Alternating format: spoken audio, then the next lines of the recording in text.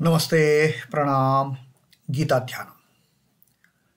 Om Parthaya Pratibodhitam Bhagavata Narayanena Swayam Vyasena Gratitam Purana Munina Madhye Mahabharatam Advaitam Vritavarshinim Bhagavatim Ashtadashadhyayinim Ambatva manusantadhami Bhagavad Gite Bhavadveshinim.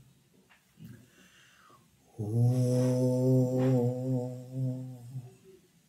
Bhagavad Gita, with which Lord Narayana himself gave enlightenment to Partha, the ancient sage Vyasa included it in the Mahabharata. O Goddess, showerer of the nectar-like knowledge of non-dualism contained in your 18 chapters, O my affectionate mother, the destroyer of rebirth, I meditate upon thee. Krishna Vandana. Vasudeva Sutam Devam Kansachanuramardanam Devaki Paramanandam Krishnam Vande Jagadgurum. Son of Vasudeva, the slayer of Kansa and Chanur, extreme delight for Mother Devaki, O Lord Krishna, the supreme teacher of the universe, my salutations to you. Srimad Bhagavad Gita, 13th Adhyaya, Kshetradnya Yoga, the yoga of no field and the knower of the field. And Sri Krishna has given a clear-cut description of this Kshetradnya in terms of all the physical things that we see around. All these hands, feet, eyes, mouth, ears, everything is his. Nothing is ours. Everything is his. And not only these physical things, but even the internal faculties, the indriyas, the senses, the sense organs, they belong to him only. There is nothing without his control, but he himself, that ultimate being, is no way connected with what is happening with the senses. He has given the senses. We are experiencing, and he is experiencing everything through us. He has created three gunas, the sattva, rajas, tamas. But he is beyond that. And like we read in the 14th shloka, where he talks about all these senses and the gunas. Sarvendriya gunabhasam sarvendriya vivarjitam asaktam sarva bhruchaiva nirgunam gunabhroktrucha. He has created the senses, but he is not bound by the senses. He has got nothing to do with senses. He has created, he has given us to enjoy. He has given us to enjoy the pleasure and pain. He has given the senses for us to experience the pleasure and pain, the joy and sorrow, the feeling of goodness and badness. He has given the senses. He is experiencing it through us. Sarvendriya vivarjitam. He is without any of the senses. He is devoid of the senses, though he has given it to us. That is the beauty of his functioning. That is the beauty of his creation. He is asaktam. He is not attached. He is not attached to anything in this creation. But at the same time, he sustains this creation. Sarva bhruchaiva. He is supporting everything that he has created, but he is unattached. Something good happens, he doesn't rejoice. Something bad happens, he doesn't start shedding tears. Good and bad is all part of his creation. He is not affected by it. He is sustaining that creation. Nirgunam, he is nirgunam. He is devoid of any of these qualities of sattva, rajas, tamas. But guna bhoktru cha, he is experiencing all these gunas through us. Through all these individuals, he is experiencing whatever he has created, but he is aloof, he is asaktam, he is unattached. He has got nothing to do with it. And now what Sri Krishna is going to tell us in this 15th shloka, let us see. Bahirantaśca bhūtānāmacaraṃ acaram carameva sūkṣmatvāttadavijñeyaṃ dūrasthaṃ cāntike tat. Sri Krishna says, bahirantaśca bhūtānāmacaraṃ. This creature, this being, this ultimate sarvajña, the Kshetradnya, he is pervading within and without all the beings. He is everywhere. Bahi, outside. Antaha, that inside. Whatever is inside, whatever is outside is all belonging to him. That is what the Kshetradnya is. And acaram charam evacha. And also, he is the one which is there in the immovable as well as the movable, moving creatures. He is there in all the plants. He is there in all the stones who cannot move on their own. He is also pervading all the chara, all we beings who keep on going from one place to another, who have got those organs of locomotion. He is there everywhere. That is what Sri Krishna says. Acaram charam evacha. And sūkṣmatvāttadavijñeyaṃ dūrasthaṃ cāntike tat. Sūkṣmatvāt tat avidñeyaṃ. Vidñeyaṃ is knowing, and avidñeyaṃ is non-comprehensible, non-perceptible, unknowable. He says the ultimate reality is so subtle. Sūkṣmatvāt is so subtle, so minute, so tiny for that matter, that it cannot be, it is avidñeyaṃ. It is incomprehensible. We cannot know that. We cannot perceive that. It is so very subtle. It is so very minute, the tiniest of the tiny portion of the atom, even smaller than that. Sūkṣma. Dūrasthaṃ ca cāntike tat. That reality, that Kshetradnya is dūram, is far away. And at the same time, cāntike, he is nearest of the near. See the beauty of that creature. See the beauty of that being, that ultimate being that Sri Krishna is describing here. He is everywhere, outside, inside. All of us. He is there outside all of us. He is there inside all of us. He is there in non-moving as well as he is there in the moving beings. In this entire creation. And he is so minute, he is so subtle that he is beyond comprehension. Had it not been subtle, we possibly could have seen that creature, that ultimate being, that Almighty, how he looks like, how she looks like, how the Divine Mother looks like.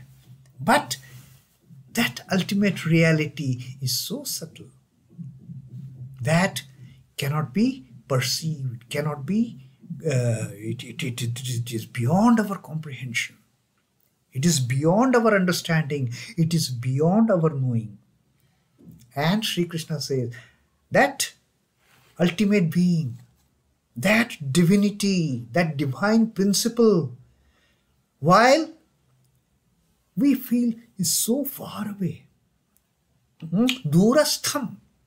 Yes, he is far away, but at the same time, don't think that he is far away, so away from us. He is cāntike. He is within us.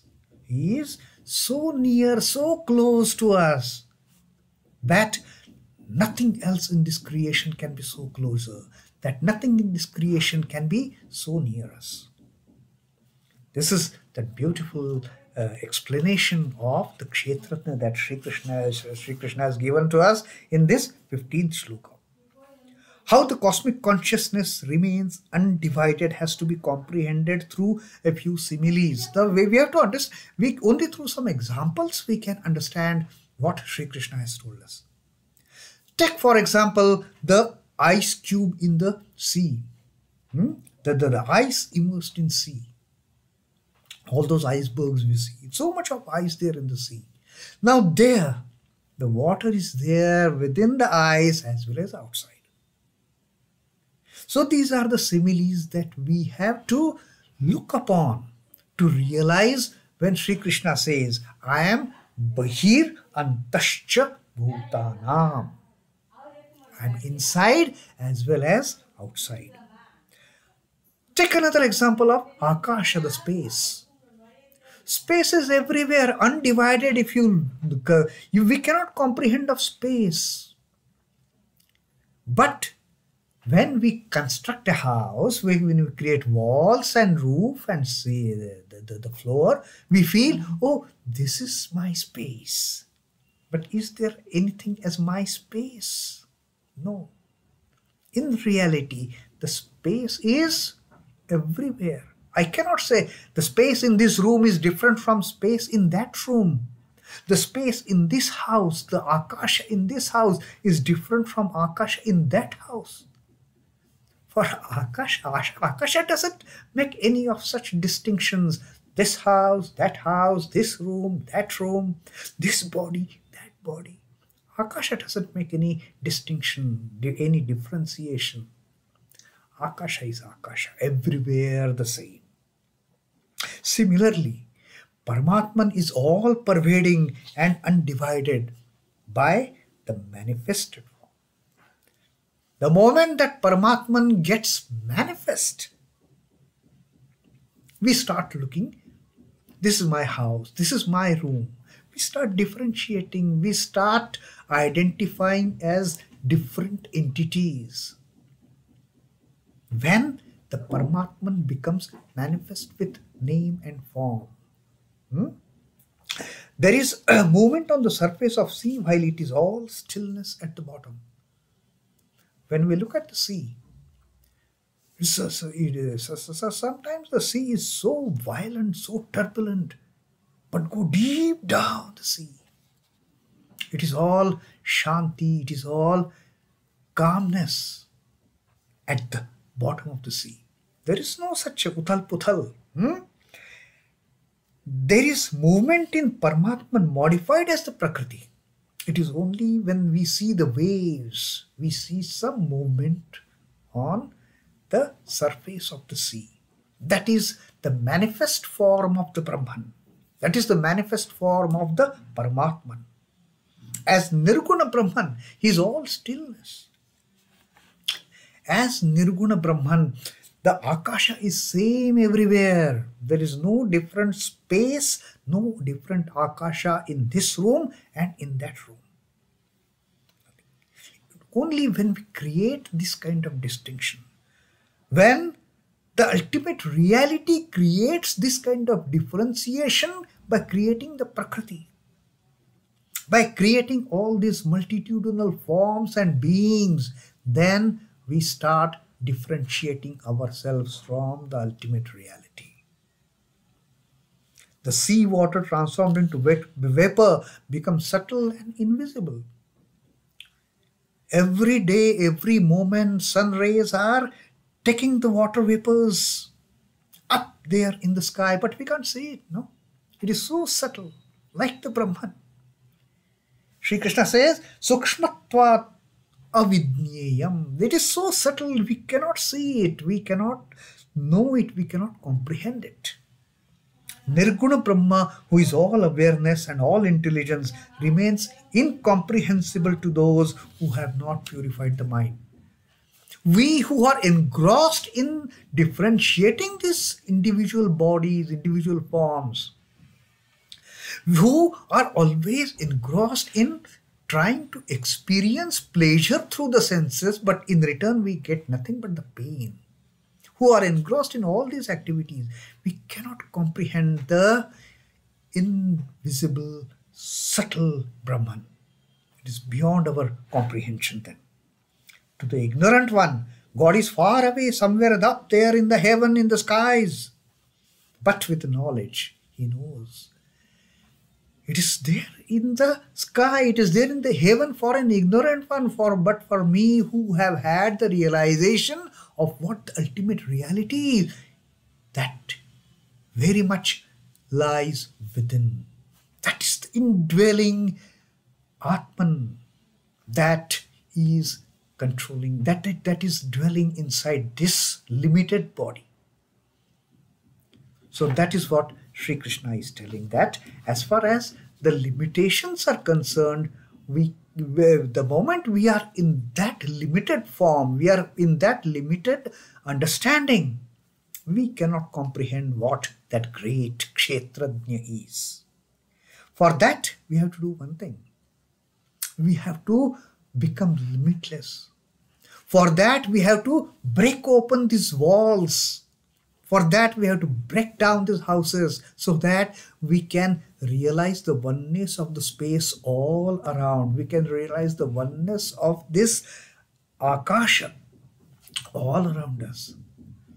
Those forms and the limitations have to be brought down, have to be destroyed, and only then we can perceive that ultimate. Till then, that will be far off. Dūrasthaṃ. After realization, that same which is dūrasthaṃ becomes cāntike. Cāntike becomes so much indwelling for us. And then we start getting that realization. Well, let us read a teaching from Sri Ramakrishna also, which is similar to what Sri Krishna has told us in this 15th shloka. The symptoms of egoism are found in the one come down from samadhi to wakefulness.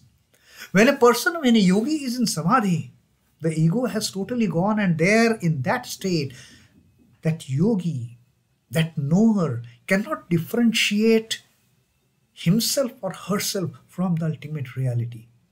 But the moment the mind comes down, the sense of me and mine, the sense of that ego is brings out its head. Then the differentiation starts. Such an enlightened one sees himself, all the beings and universe as the various manifestations of the Ishvara. For that yogi, for that sadhaka, who has come down, who has brought down that ego from egolessness to the ripe ego state, what Sri Ramakrishna describes. That ripe ego, that person, then he starts perceiving that Ishvara through this entire creation. Then he starts realizing me and whatever is surrounding me is nothing but pervaded by that Ishvara. That ripe ego, that is what makes us, that is what brings us this realization of oneness of all the creatures, of all the beings in this universe. When there is egoism in you, there is no alternative to your holding Ishvara as with form. There is, when the ego starts, bringing out its head, we cannot think of Nirguna Ishvara. We cannot think of formless Ishvara. We necessarily have to then think of Ishvara with the form. The Nirguna Brahman cannot be comprehended by the embodied one. And therefore, Sri Krishna says that it is so sūkṣma that it remains avidñeyaṃ. Sri Ramakrishna says that Nirguna Brahman cannot be comprehended with these limitations of the embodied being. Because we try to see everything, we try to perceive everything through these senses, and these senses cannot take us beyond the senses. Till those limitations are there, we cannot comprehend. We have to cross over. We have to go beyond the senses. We have to go beyond the gunas to know that ultimate reality. Till then, it remains subtle, hidden from us, hidden from all our means of comprehension. The Nirguna Brahman cannot be comprehended by embodied one, but again, the Saguna Brahman is not a fiction of mind. The body, mind and the world may be viewed as mere projections. Till the time we don't reach that level, why don't we try to link the oneness of ours with all this creation through this body, mind and spirit? Sri Ramakrishna has given us that beautiful formula for that matter, a solution. What Sri Krishna says is avidñeyaṃ. Sri Ramakrishna says, try to know it. Try to know it using your body, mind and the world. View it as his creation. View it as his projection. The Lord pervades through everything. But Ishvara or Saguna Brahman is as real as the Nirguna Brahman. Once we start understanding the Saguna aspect of the Brahman, that the Brahman is there in each and every being, through that, Sri Ramakrishna says, then we can go beyond the limitations of this embodied being. Then we can go beyond the limitations of the three gunas, sattva, rajas, tamas. Then we can go beyond the limitations of the senses in comprehending that sūkṣmatvāttadavijñeyaṃ, that minutest, that subtlest form of the Lord, that Nirguna Lord, Brahman, that Nirakara Brahman, that Akshara Avyaya Brahman. So that is the beauty of this 15th shloka that we have read. Sri Krishna has told us that that fellow is not far off. Yes, far off to the ignorant ones, dūrasthaṃ, but he is so very near to us, cāntike. He is everywhere, he is pervading everywhere. He is outside, he is inside. Don't think that he is not, he has left out any space. No.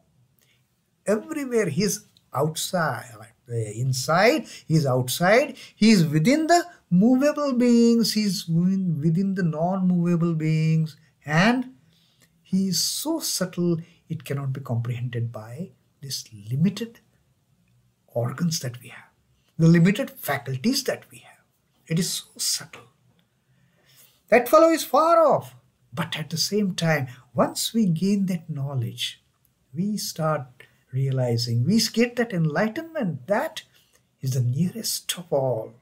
He is nearest to anything in this creation.